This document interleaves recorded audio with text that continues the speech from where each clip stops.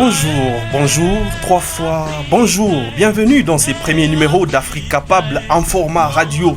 Chaque dimanche de 10h juste à 10h45 sur la 105.5 MHz, nous aurons un nouveau format. Nous accueillerons des experts, des spécialistes, des citoyens lambda d'Afrique qui mettront en lumière des enjeux pour une autre Afrique capable. Pour cette émission, nous aborderons un thème économique et entrepreneurial. Les incubateurs d'entrepreneurs en Afrique. Diagnostic, remise en question de l'approche. En effet, la question d'incubateurs, d'accélérateurs ou des espaces de coworking n'est qu'une question isolée en 2026. Si vers les années 2000, avec l'avènement d'Internet en Afrique, des espaces ne consistaient qu'à des facilitations et des formations pour accès à l'Internet, l'arrivée de la fibre optique en Afrique et la création des mobiles monnaies a activement mobilisé la création des incubateurs d'entreprises dans tous les pays des pôles africains, du nord au sud, de l'est à l'ouest en passant par les centres. C'est pourquoi aujourd'hui nous avons abordé avec Gaston Badesire, qui est chercheur en économie et entrepreneur, un thème aussi intéressant qui est les incubateurs d'entrepreneurs en Afrique, diagnostic et remise en question. Monsieur Gaston Badesire, bonjour et bienvenue. Bonjour Monsieur Albert Issé, bonjour à tous les auditeurs et bonjour à tous les membres de l'équipe Afrique Capable. Pour la présentation de cette émission, nous sommes à deux. Je serai avec Jacinthe Maharifa. Bonjour et bienvenue Jacinthe. Bonjour Monsieur Albert Issé Le Chauve, bonjour Monsieur Gaston Badesire et bonjour à tous les abonnés, à tous les auditeurs de Afrique Capable, surtout dans ces nouveaux formats. Je pense que ce sera encore une belle occasion de partager des réflexions et de se régaler. Suivez-nous, commentez les pages et toutes les plateformes Afrique Capable. N'hésitez pas à nous écrire pour poser toutes les questions liées à la thématique du jour. À la présentation, comme je l'ai dit, je suis Albert Issé, dit Les Chauves. Nous sommes sous la supervision technique de Monsieur Baraka. Bienvenue à bord.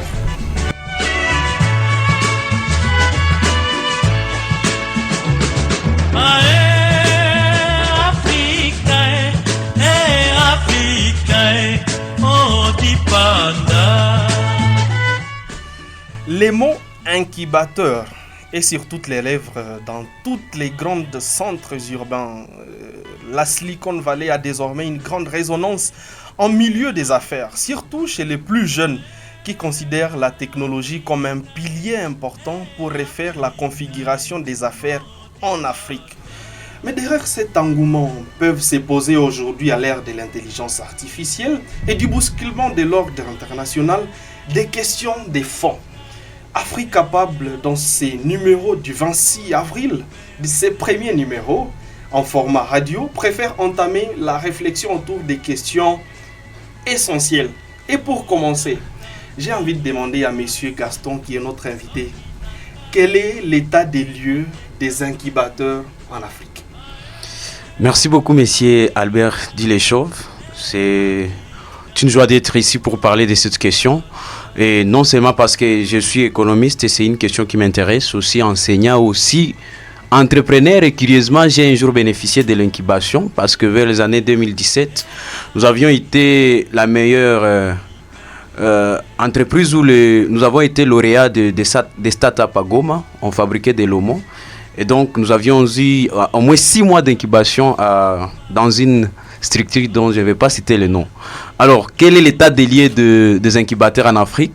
Ce qu'il faut comprendre ou ce qu'il faut dire, c'est que les incubateurs en Afrique, c'est déjà une monnaie courante. Ça se parle de partout. Sûrement, c'est un modèle copié. On va voir si c'était bon de copier ces modèles ou qu'est-ce qu'il faut faire, c'est le but de cette émission. Mais ce qu'il faut dire qu'en Afrique de l'Ouest, par exemple, il y a beaucoup d'incubateurs, surtout en Afrique anglophone, si le concept aussi est valable. Le pays, surtout colonisé par les pays anglophones et l'Angleterre en particulier, il y a eu beaucoup de startups. En Afrique francophone aussi, il y a beaucoup, plus de 200. Et il y a beaucoup au Cameroun, Togo et Ghana, bien que c'est un pays anglophone. En bref, il y a beaucoup d'initiatives dans cette histoire d'incubateur, mais il se pose beaucoup de questions. Et on va voir les résultats. On pourra essayer un peu de passer au panorama, au diagnostic de ce qu'a été les résultats de ces incubateurs. Vous venez d'énumérer un très grand nombre d'incubateurs en Afrique, mais est-ce qu'il y a eu, lors de l'implantation de ces incubateurs, un suivi des diagnostics des compétences? Merci beaucoup. Je dirais oui. Oui, il y a eu un suivi et la question qu'il faudra se poser peut-être plus tard, est-ce que c'était les meilleurs suivis, c'était les bons suivis? Il y a eu un suivi parce qu'il y a aussi des rapports. Il y a des rapports, par exemple, la francophonie a fait un rapport sur tous les incubateurs dans son espace. Et les anglophones aussi ont fait des rapports. Au niveau national maintenant, s'il faut revenir chez nous en RDC, il y a des petits rapports, il y a des petits suivis, mais qui n'en disent pas très long. Mais les meilleurs suivis, c'est ce qu'on voit. Je pense, bien qu'il y a des livres, il y a des recherches, les meilleurs suivis, c'est ce qu'on est en train de voir. Nous jeunes, nous qui sommes au chômage, nous qui avons besoin de produits locaux, nous qui avons besoin de voir la croissance. C'est ça les meilleurs suivis et que je pense. Parce que si vous cherchez sur Internet, vous aurez quand même des rapports. Mais il faut se poser la question de fond, est-ce que c'est ce qu'ils devraient faire? Parlons de réussite. Les incubateurs, oui. Ont-ils créé des investisseurs? Ont-ils créé des richesses? Ont-ils sorti certains peuples, certains jeunes dans la pauvreté? Et d'autres questions qui en découlent. Alors pour moi, le résultat est mitigé. Mitigé pourquoi? Je vais essayer un peu d'être très méthodologique. Sûrement, peut-être il fallait définir ce qui est un entrepreneur, ce qui est un incubateur. Ils peuvent aussi parfois se confondre à l'immeuble qui regorge les bureaux de ceux qui pensent qu'ils entreprennent. Et cette définition de l'entrepreneur aussi dépend du droit. Dans les droits des affaires, il y a une définition. Mais si on reste dans la définition du droit des affaires, on sera à côté de la plaque. Il faut rester dans la définition de ce qu'on voit. Je veux qu'on parle de ce qu'on voit, de ce qu'on assiste. Parce que le droit des affaires définit l'entrepreneur comme toute personne, n'est-ce pas, qui met ensemble certains moyens en vue de faire des activités artisanales, de petites innovations, et qui n'a pas de contraintes au niveau de la loi. Il n'a pas les mêmes obligations qu'une entreprise, il n'a pas les mêmes obligations qu'un investisseur, il n'a pas les mêmes obligations qu'un commerçant. Alors, je pense que la limite entre la définition de l'entrepreneur, de l'investisseur ou de l'innovateur, la limite est très fine. En sorte que quelqu'un peut avoir une grande entreprise et il va investir. Parce qu'investir, c'est plus grand qu'entreprendre. Tous ils investissent, mais on va voir les niveaux, le moyen utilisé. Maintenant, pour revenir à la question, les incubateurs devraient prendre des personnes qui ont des idées. Ils n'ont pas encore mis en œuvre des milliers de dollars. Ils ont des idées. Ils pensent qu'ils peuvent mettre en œuvre certaines activités pour... Alors, c'est pourquoi le résultat est mitigé. Quand on cherche, on va trouver que certains taux de croissance, pour une période de plus de 20 ans, on dit que 3% est accordé à la présence des incubateurs. C'est mitigé, pourquoi? Parce qu'on ne sait pas réellement démontrer que c'est la présence de ces incubateurs qui a fait qu'il y ait ces 3%. Au niveau local, si on essaie un peu de chercher ceux qui ont bénéficié de ces incubations et qui sont déjà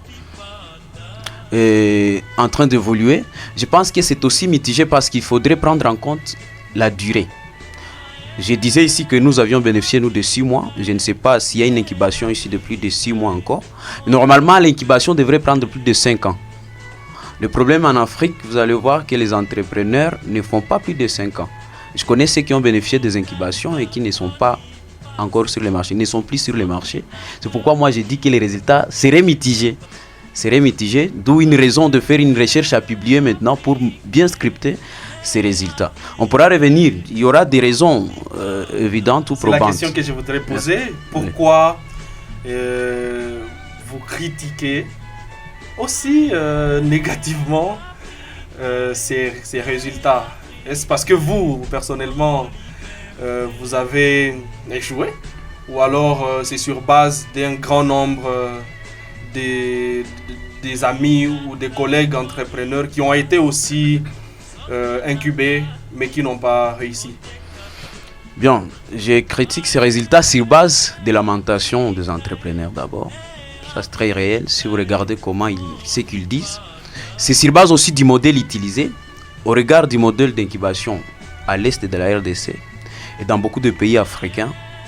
On doit comprendre que même si un entrepreneur réussit, ou s'il réussissait, ce n'est pas à cause de l'incubation, c'est à cause de ses efforts très personnels. C'est pourquoi quand je parle du concept mitigé, c'est pour dire qu'on ne sait pas réellement accorder cette réussite aux incubateurs au regard des modèles utilisés.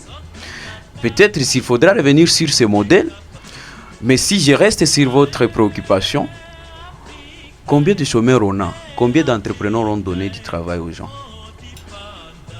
Pour qu'une entreprise réussisse, il faut voir son chiffre d'affaires. Il faut voir sa part du marché. Combien de Congolais commencent à consommer des produits localement?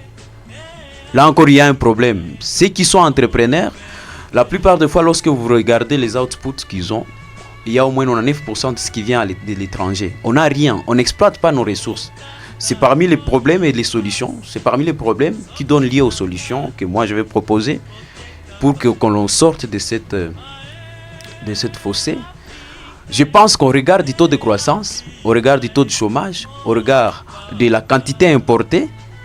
Pendant plus de 20 ans qu'on connaît des incubateurs, l'importation ne devrait pas augmenter et devrait plutôt baisser ou stagner et on devrait consommer plus localement. Ce sont des chiffres ou des faits palpables qui pourraient en dire très long sur la réussite des incubations. Par contre, au Nigeria, il y a quelques incubations qui réussissent au regard aussi du modèle. En Afrique du Sud, il y a aussi quelques incubations au Ghana. Je ne sais pas si c'est le problème de l'anglais ou du français. Pourquoi c'est seulement chez eux que ça réussit? Ou voilà un peu, on va peut-être scripter les modèles qu'on utilise. On va essayer un peu de parler du modèle qu'on utilise pour voir si c'est là l'aîné du problème. Alors, ouais, on va parler du modèle et c'est peut-être par là même qu'on va encore revenir au contexte parce que d'abord je vais signaler que lorsqu'on parle ici dans cette émission des incubateurs, pour peut-être lever l'équivoque qui serait lié à la lexique, on prend également en compte les accélérateurs, les pôles d'innovation. Et tout à l'heure, M. Badésiré parlait des modèles. On sait tous en réalité qu'on devrait ou qu'on doit ou qu'on a des incubateurs pour l'exploration des idées. Ça veut dire qu'il y a des jeunes qui ont des idées et on les forme, on les facilite, les passages de l'idée ou des idées à quelque chose de concret. Il y a bien sûr aussi ces indicateurs de démarrage qui permettent, ok, vous avez déjà une idée de ce que vous pouvez faire, vous connaissez déjà ce que vous devez faire, mais il faut qu'il y ait un démarrage. Et on devrait, ou on doit avoir aussi des incubateurs pour faciliter ces entreprises qui ont démarré, les accompagner vers l'extension, vers la croissance. Tout à l'heure, on va voir avec M. Gaston si réellement ces incubateurs respectent ces étapes ou respectent ces rôles-là. Mais je voulais revenir un peu au contexte dans lequel les incubateurs naissent, parce que M. Albert Lechauve y est revenu dès le départ. Mais voilà, lorsque c'était beaucoup plus avec les amis kenyans, lorsqu'ils créent M-Pesa et tout, on a parlé de la fibre optique.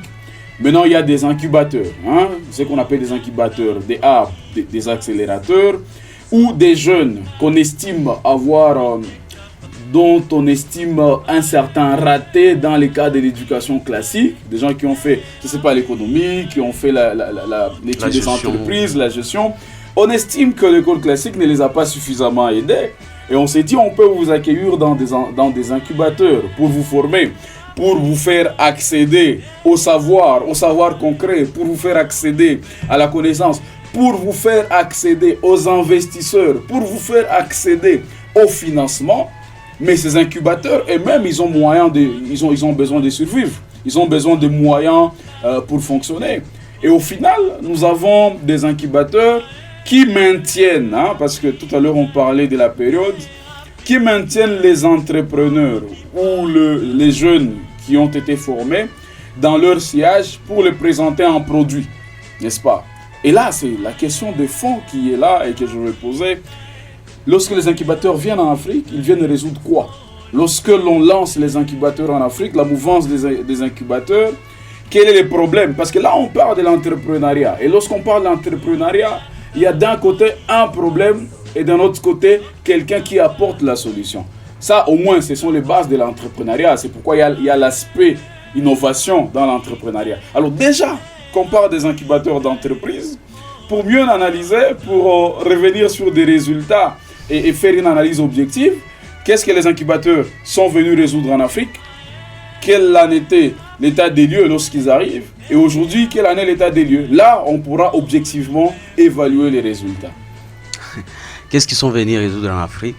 En fait, je pense, s'il faut revenir sur ces contextes et pour dire ce qu'ils pensent résoudre en Afrique, en premier, je vais dire, d'abord, j'encourage tous ceux qui ont créé des maisons ou des hubs ou des incubateurs. Je ne veux pas qu'en suivant cette émission, Afrique Capable dise qu'on a multiplié les efforts à zéro. Mais je pense qu'ils ont bien fait, mais cependant, les modèles doivent être revus. Je pense que les modèles peuvent être synthétisés par quelqu'un qui enseigne en apprenant. C'est ça le mal. Ils enseignent aussi en apprenant. Pourtant, la meilleure pédagogie actuelle, il faut qu'il y ait un facilitateur et en sorte que les incubations soient des ateliers. Ceux qui n'ont pas réussi à devenir, ils n'ont pas réussi à devenir des ateliers.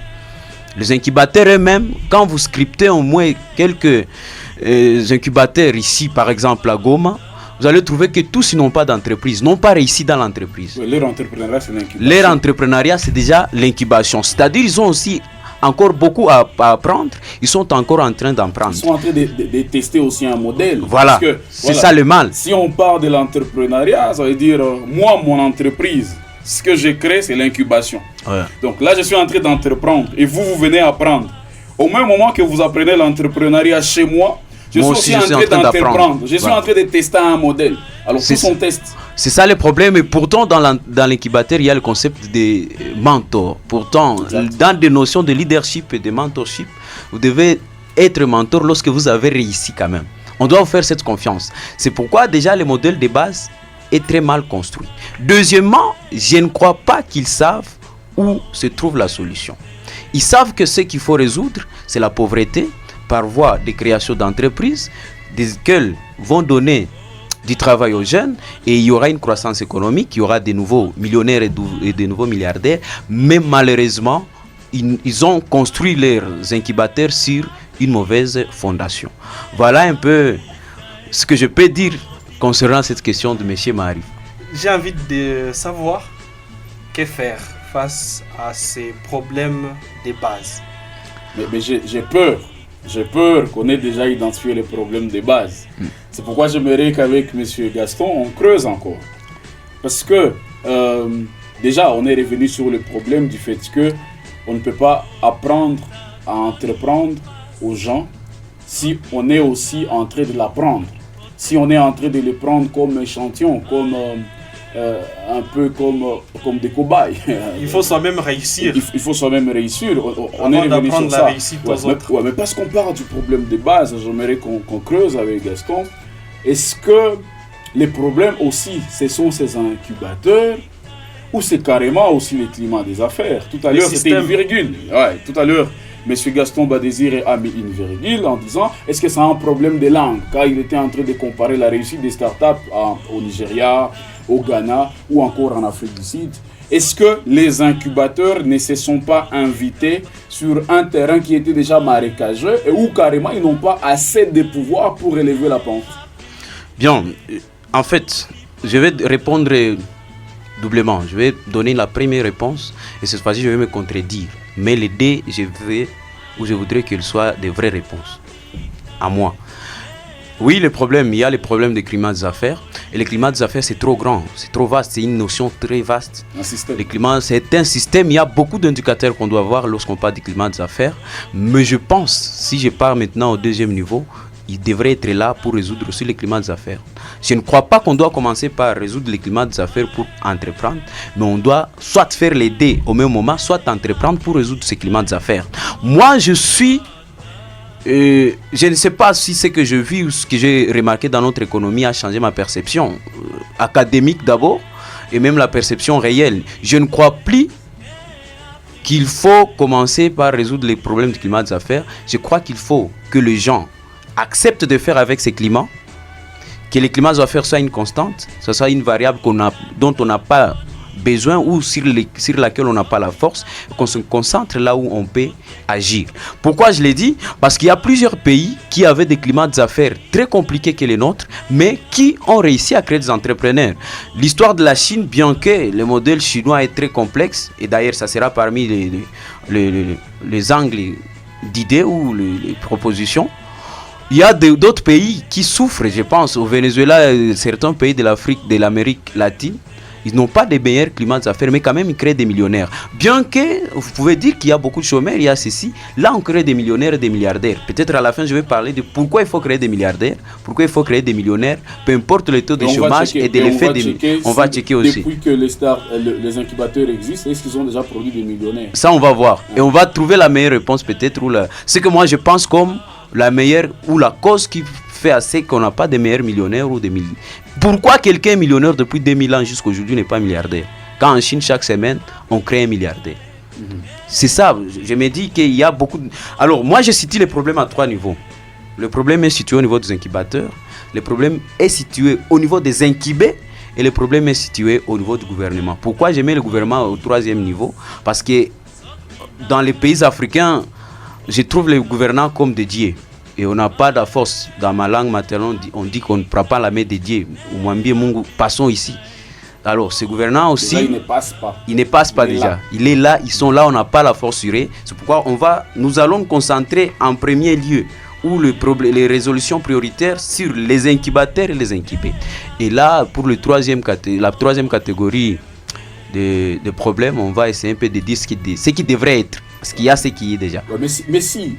On va aller aussi par rapport à ce que vous dites du climat des affaires. Si l'on prend le climat des affaires comme constante et qu'on doit faire avec, n'est-ce pas que dans la plupart des pays africains, n'est-ce pas que dans la plupart de nos villes, les gens ont déjà agi de cette sorte-là? Ça veut dire, si on prend le climat des affaires comme constante et qu'on continue à créer de la richesse, ça veut dire que les gens, la plupart des fois, ils se sont tournés vers l'informel. Et l'informel est très rentable. Maintenant, les incubateurs, lorsque on est dans un contexte comme par exemple celui de la RDC, et où on forme des gens à former des entreprises avec une perspective formelle, tandis que la richesse se crée dans l'informel. Est-ce qu'on n'est pas encore en train de les rendre dépendants du climat des affaires qui devait rester une constante? Très bien, c'est là la solution. Parce que parmi mes solutions, il faut encadrer les secteurs informels. Il faut que l'État cesse d'être trop bureaucrate et qu'il devienne stratège. On va voir ça. Pourquoi je dis que le problème est au niveau du modèle? Un exemple banal, demandez à tous les étudiants de Goma qui ont le cours d'entrepreneuriat, qui enseignent ce cours. Ce sont des professeurs qui n'ont pas d'entreprise, qui n'ont jamais réussi. Pourtant, c'est enseigné. Oui. Pourtant, il y a des entrepreneurs qui ont réussi quand même à Goma. On connaît des gens, je ne sais pas si c'est autorisé de citer des noms, qui normalement devraient enseigner dans des universités à Goma. Et ce n'est pas seulement à Goma. Dans beaucoup de pays en Afrique, le cours d'entrepreneuriat est enseigné par quelqu'un seulement parce qu'il a fait la faculté d'entrepreneuriat ou de gestion, mais il ne sait rien de la réalité. Il ne connaît que des théories. Il ne connaît que des théories. Pourtant, oui, la théorie est le fondement, mais quand même, c'est la pratique qui valide la théorie. Deuxième problème, c'est le fait de penser qu'on a confondu, bien que les livres sont clairs, on a confondu les secteurs informels au marché noir. Pourtant, plus de 80% du PIB de la RDC provient de ces secteurs informels. Ces secteurs créent plus de risques que les secteurs formels. L'erreur maintenant, c'est le jument de ces secteurs dans les fiefs ou dans l'esprit des incubés. Ils commencent aussi à produire pour la petite masse. Les pays africains, ils ont 80% de pauvres et 20% de riches. Et quand nous entreprenons, nous nous adressons seulement à 20% des riches, qui ont déjà un mode de consommation différent de ces 80%. Un riche, le choix ou le critère de sélection de produits pour constituer son panier n'est pas le même que les critères de sélection d'un pauvre. Il va consommer ce qui n'est pas local, il va vouloir d'abord tester tel aspect, et curieusement, il va acheter à Washington, il va acheter à Dubaï. Je crois que les incubés devraient orienter leur entreprises ou leurs idées vers des produits que les 80% de pauvres achèteraient. Que ce soit dans le domaine artistique. Les grands destinataires ils font des tableaux qui coûteraient 80 000 $. Mais qui va acheter ces tableaux ici à Goma? Pourtant, si à court terme ou à moyen terme, ils faisaient des tableaux que même une maman qui vend des tomates à Kahembe va acheter, dans 3 ou 4 ans, il va créer beaucoup de richesses. Et là, il va maintenant embrasser la théorie. Donc, ce n'est pas la théorie, la réalité qu'on appelle l'agrandissement de l'entreprise. Je crois qu'à court terme, il faut que les incubés commencent à avoir des idées pour faire des produits que la petite masse ou la classe moyenne pourra consommer. Et parmi les solutions au problème de pauvreté, il faut développer la classe moyenne. Il faut encadrer les secteurs informels. La Chine l'a compris. Il y a quelques mois, le président chinois a dit à Shanghai, et dans telle région, par exemple, on va desserrer les ceintures. On va dire, par exemple, si dans cette partie, l'administration est très lourde, on va essayer un peu d'alléger pour permettre qu'après 5 ans, l'administration redevienne très forte parce qu'on aura déjà créé des personnes qui sont capables de faire face à cette administration. Mais c'est ce qui n'est pas le cas ici chez nous. Donc, je crois qu'il faut encadrer le secteur informel. Je crois que l'Afrique n'a pas besoin de modèles européens ou de modèles. Il faut nos propres modèles. Et c'est là où je vais revenir sur une pensée. Vers 1750 déjà, il y avait des économistes qui avaient déjà des vraies idées, mais malheureusement qu'on est en train de remettre en cause, c'est pas pour pas produire l'été qui coûte moins cher chez le voisin. Pourquoi j'aime cette phrase? Si tu penses que le voisin va produire l'été à $2, que toi tu vas produire ça à 3 ou à 4 $, peu importe le nationalisme ou le patriotisme, tu dois aller acheter cet thé chez le voisin. J'ai récemment parlé du concept de nationalisme économique et ce n'est pas contradictoire. Les incubateurs n'ont jamais compris cela. Ils acceptent n'importe quelle idée. Vous imaginez quelqu'un, moi j'ai produit de l'homo. Presque 99% de ce que j'utilisais venait de l'étranger. Pourtant, la richesse, c'est la sommation de la valeur ajoutée. C'est quoi la valeur ajoutée? C'est ce que moi j'ajoute, ce qui n'existait pas. C'est comme si je faisais l'assemblage. Je reproduisais ce qui existait. Exact. Et pendant qu'on nous remettait les prix, il y a quelqu'un qui m'a dit en passant, est-ce que vous allez faire face à quelqu'un qui a le monopole de l'homo? Vous voyez. Et l'incubateur, ils acceptent d'accompagner ces gens pareils en sachant qu'ils ne vont pas produire de la richesse. La richesse ne se produit pas parce que prix de vente ou prix d'achat est donné un bénéfice. Il faut un bénéfice consistant, il faut une valeur ajoutée. Comment les incubateurs devraient prendre ça comme cheval de bataille? Ils devraient reconfigurer ou refaire avec les incubés les idées et leur montrer que vous devez utiliser ce qu'on a. Pour créer la richesse, il faut utiliser ce qu'on a. Un autre problème que les incubés font, ils veulent la visibilité. J'ai constaté ça lorsque je regarde tous les incubés, ils veulent la visibilité. Déjà, vous avez un capital de moins de 5 000 $, vous prenez une maison au centre-ville. Parce que vous pensez que quand les gens vont voir que vous êtes dans tel bâtiment, vous êtes localisé à tel endroit, vous allez paraître très crédible ou très fort. Ceux qui penseront à ça, ce sont le 20% là que j'ai dit. Exact. Mais le bas peuple n'a pas besoin de tout cela. La Chine a compris aussi cela. Si vous essayez un peu de faire des recherches pour voir les conditions dans lesquelles les entrepreneurs évoluent, vous allez comprendre. Si on rentre maintenant au niveau académique, l'investissement est subdivisé en des coûts fixes ou des coûts de structure, c'est-à-dire logement, achat, machine, etc. Vous allez voir que même quand il y a eu des projets COPA qu'on a donnés aux incubés, nombreux d'entre eux, ils ont gaspillé plus de 70% dans l'acquisition de coûts fixes. Et curieusement, la matière première devrait provenir de la Chine. Et parfois, ça capote. Après quelques temps, il a un motif qui est valable pour lui. Il dit, il y a la guerre, il y a tel, on ne s'est pas amené, il y a les détroits, les climats des affaires, comme on disait.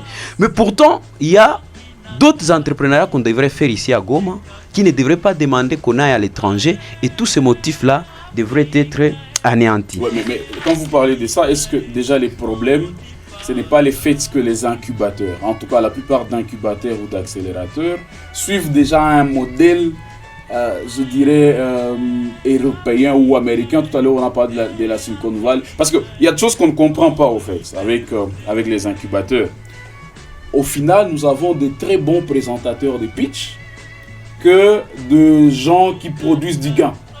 C'est-à-dire, nous avons des gens, ils font de très bons pitch. C'est dans cette même optique d'ailleurs que la question de la visibilité, la question du branding apparaît, que les gens ils dépensent dans des coûts de structure. Mais les gains, où se trouve la notion du gain chez les incubateurs? Parce qu'on a quand même, on n'a jamais compris que tous les incubateurs, on est tous dans la technologie, on est dans l'agrotech. Mais écoutez, on n'est pas tous censés produire.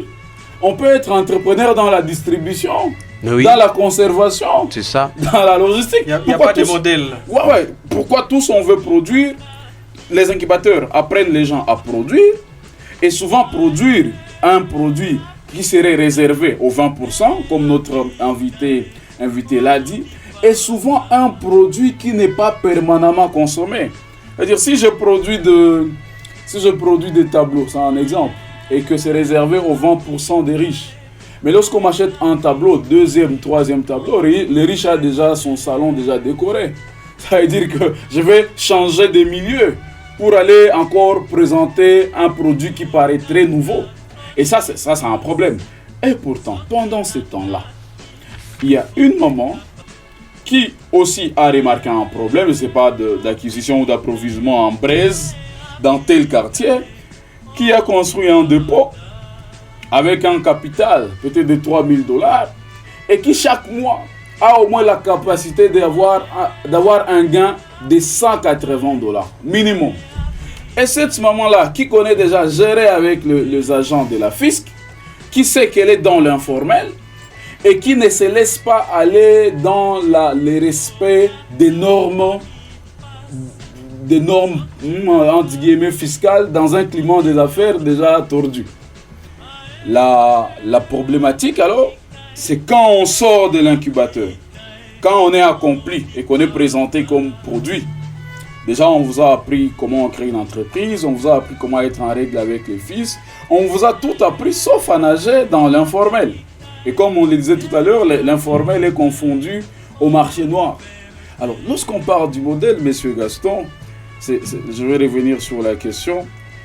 Est-ce que nous sommes réellement sûrs que les incubateurs sont venus créer des riches? Est-ce que nous sommes sûrs que les incubateurs sont venus créer des investisseurs? Encore que nous, chaque fois qu'on entend un investisseur, on a toujours cette image-là de quelqu'un en veste qui est là et qui vous demande quelles sont vos idées. Mais je ne vais pas investir dans ma petite boutique au quartier. Je suis investisseur, n'est-ce pas? Ouais. Est-ce qu'un investisseur, c'est celui qui se compte en millions? Est-ce que les investisseurs, c'est celui qui s'identifie en compagnie? Alors, plus profondément, est-ce que les incubateurs, ma question elle est dure, je veux que les gens ne la perçoivent pas de manière destructrice, elle est là plutôt pour construire. Est-ce que les incubateurs ne sont pas plutôt venus anéantir l'ardeur entrepreneuriale des jeunes? Est-ce qu'ils ne sont pas venus tuer la rage de la richesse, la rage de l'argent, la rage de la débrouillardise? Et pourtant, la plupart des millionnaires, lorsqu'on check leur profil, ils se sont construits dans la débrouillardise, dans des pays au climat des affaires pourries. Très bien. Je pense que le concept, c'est ce qu'ils sont venus détourner plutôt la construction de la richesse. Au regard de leur mode opératoire, c'est comme s'ils étaient des organisations non gouvernementales. Je pense qu'ils cherchent... Ils sont financés donc, avec les mêmes modèles des ONG. Oui. En tout cas, ils utilisent le même modèle des ONG. Ah. Et curieusement, on ne va pas dire que c'est sans but lucratif quelque part. Ils cherchent aussi les leaks. C'est pourquoi c'est un modèle hybride. Exact. Pourtant, comme je l'ai dit tantôt, on devrait être incubé par quelqu'un qui a réussi, qui ne cherche pas la richesse encore dans l'incubateur. Je donne un exemple. Je répète souvent ça avec des amis et partout. Si les gardiens de l'hôtel pouvaient avoir une part, un capital, sur le capital de l'hôtel, l'hôtel réaliserait beaucoup de bénéfices que s'il ne l'est pas. Vous dites au gardien, votre salaire de $200, par exemple, au courant de ce mois, on ne vous donne pas ça, vous devenez associé. Ce gardien va travailler doublement au niveau de la porte. Si le cuisinier, mêmement, faisaient de la même chose.